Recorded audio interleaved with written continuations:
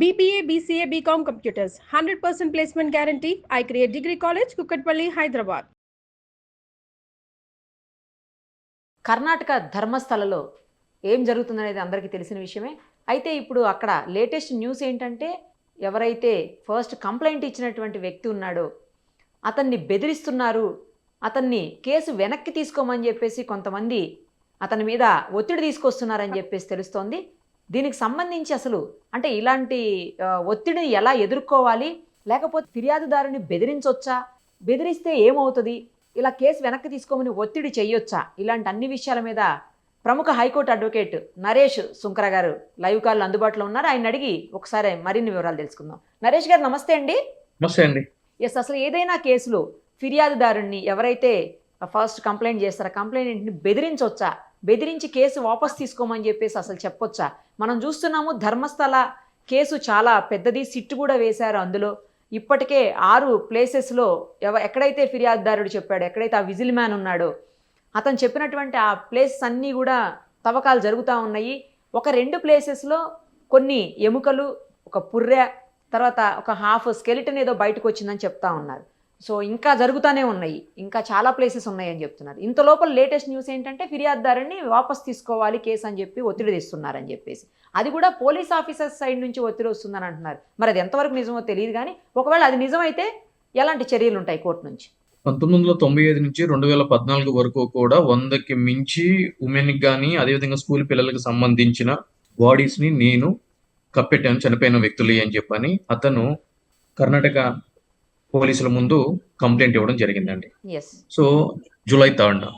So complaint ఇచ్చినప్పుడు ఆయన ఆ కంప్లైంట్ లో మెన్షన్ చేసిన విషయం, ఈ సారాంశం ఏంటి అంటే కనుక, నేను ధర్మస్థలకి సంబంధించిన టెంపుల్లో ఒక శానిటేషన్ వర్కర్ కింద ఉన్నాను. సో అక్కడ ఎన్నో ఘోరాలు జరిగినాయి.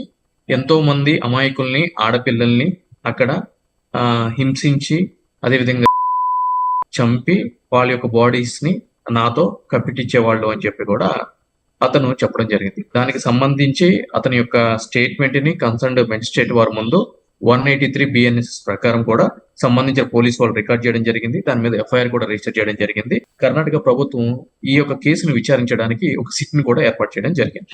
సో దాని ప్రకారము ఆ రోజు నుంచి కూడా అతను ఎక్కడెక్కడ ఈ యొక్క శవాల్ని పాతి పెట్టాడు అనే స్పాట్లని ఆ యొక్క టెంపుల్ కి దూరంగా ఉన్న అడవిలో, అదేవిధంగా నేత్రావతి నది ఒడ్డున ఒక 13 స్పాట్స్ అనేది చూపించడం జరిగింది. దానిలో భాగంగానే నిన్నటి వరకు కూడా ఒక 7 స్పాట్స్ ని వాళ్ళు ప్రతిరోజు కూడా ఒక టీమ్ సిట్ అనే టీము పోలీసు వాళ్ళు బృందంగా ఏర్పడి వాటిని తవ్వటము, అక్కడ ఏమైనా కూడా మానవ అవశేషాలు ఏమన్నా కూడా లభ్యమైనయా లేదా అంటే అనేది కూడా చూడటం జరుగుతుంది. దానికి సంబంధించి కూడా 6th సైట్ ఏదైతే కనుక అతను చూపించాడో దానికి సంబంధించి కొన్ని బోన్స్ అయ్యి రికవర్ చేస్తున్నారు అనేది కూడా సారాంశంగా మనకి ఉంది. అయితే దీనికి సంబంధించి కూడా 1995 నుంచి 2014 మధ్య ఇటువంటి ఘోరాలు జరిగినప్పుడు వీటికి సంబంధించి అన్ని మిస్సింగ్ కేసెస్ మరి రిజిస్టర్ అయినాయా, అవ్వకపోతే గనక మరి ఇతను చెప్పే దాంట్లో వెరాసిటీ ఎంతవరకు ఉంది అనేది కూడా ఇక్కడ పాయింట్ ఫర్ కన్సిడరేషన్. దానికి సంబంధించే ఆ మిస్సింగ్ కేసులకి ఇతను చెప్పే లెక్కకి కూడా సరి తోగట్లేదు అనేది కూడా మొదటి నుంచి వస్తున్న ఒక ప్రధానమైన ఆరోపణ. అదేవిధంగా ఇక్కడ మనం చూసుకున్నట్లయితే కనుక ఈ యొక్క విట్నెస్ ఎవరైతే ఉన్నారో అతను ఇది మొత్తం యావత్తు దేశం మొత్తం కూడా ఒక సెన్సేషనల్ అయినటువంటి కేసు ఉంది కాబట్టి దీనికి సంబంధించి విట్నెస్ ని ప్రొటెక్ట్ చేయడం అనేది చాలా ఇంపార్టెంట్ థింగ్ అండ్ ఇదే ప్రధానమైన బాధ్యత పోలీసు వాళ్ళకి ఉంది.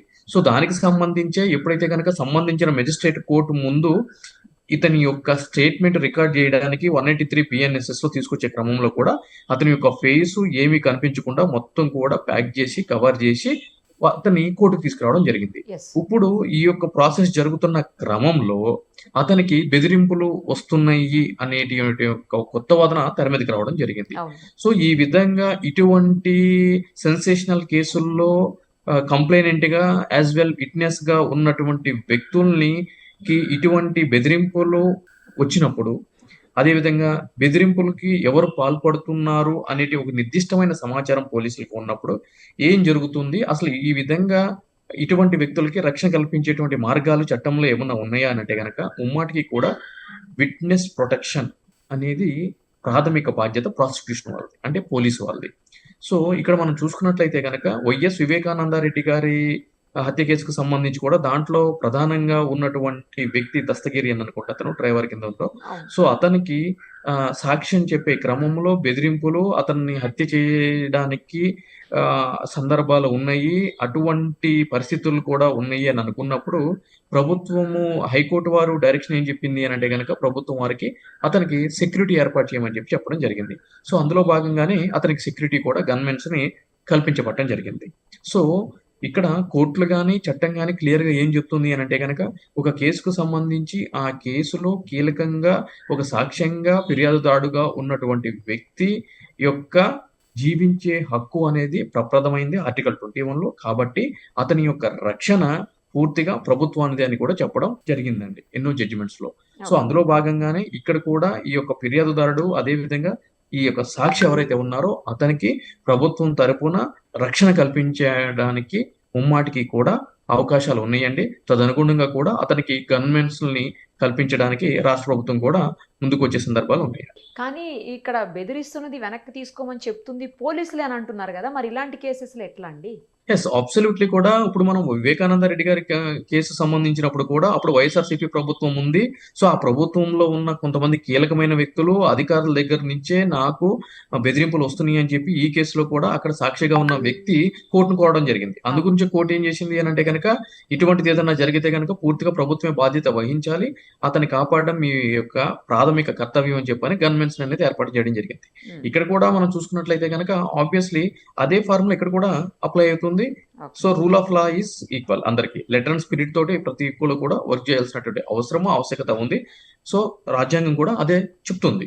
సో కాబట్టి ఇక్కడ కూడా ప్రభుత్వాలు ఏవైనా ఉండనియండి, ఆ ప్రభుత్వంలో ఉన్నటువంటి అధికారులు లేదంటే రాజకీయ నాయకులు ఎవరి ద్వారా అయినా సరే ఇటువంటి బెదిరింపులు ఏర్పడినప్పుడు మన యొక్క హక్కుల్ని కాపాడడానికి న్యాయస్థానాలు వాటి యొక్క పాత్ర పోషిస్తాయి కాబట్టి దీంట్లో మనం ఆలోచించాల్సిన అవసరం లేదండి. అతనికి కోర్టులు పూర్తి రక్షణ కల్పించడానికి ఉత్తర్వులు ఇవ్వడానికి పుష్కలమైన అవకాశాలు ఉన్నాయండి.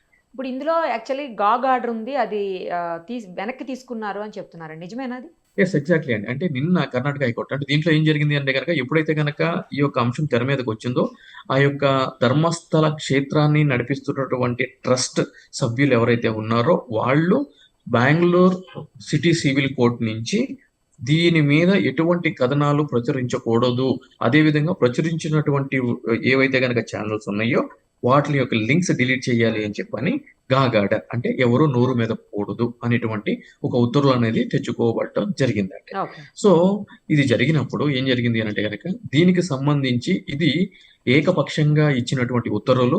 ఈ ఉత్తర్వుల్ని తక్షణం ఎత్తివేయాలి అని చెప్పని థర్డ్ ఐ అనే ఒక న్యూస్ ఛానల్ సుప్రీంకోర్టు వారి చెంతకి వెళ్ళడం జరిగిందండి. ఓకే. సుప్రీంకోర్టు వారు చెప్పింది ఏంటి అని అంటే గనక ఈ యొక్క కేసు విచారణలో భాగంగా మీకు ఏమన్నా ఇబ్బంది ఉంటే గనక కింది కోర్టు అంటే డిస్ట్రిక్ట్ కోర్టు వారు ఇచ్చిన ఉత్తర్వుల మీద మీరు సంబంధించిన రాష్ట్ర హైకోర్టు వారిని అప్రోచ్ అవ్వండి. సుప్రీంకోర్టుకి మీరు అప్రోచ్ ఎందుకు అయ్యారు హైకోర్టుని అప్రోచ్ కాకుండా? కాబట్టి ఈ యొక్క కేసులో మేము ఎటువంటి ఉత్తర్వులు ఇవ్వము. మేము అసలు ఈ కేసులో ఇన్వాల్వ్ కాము అని చెప్పి కూడా ఆ యొక్క పిటిషన్‌ని తిరస్కరించడం జరిగిందండి.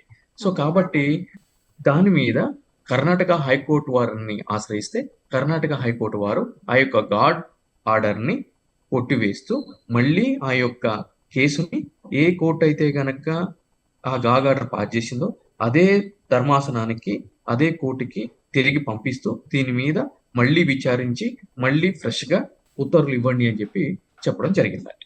థ్యాంక్ యూ అండి. ఆ అప్డేట్స్ అన్నీ అందించినందుకు థ్యాంక్ యూ సో మచ్.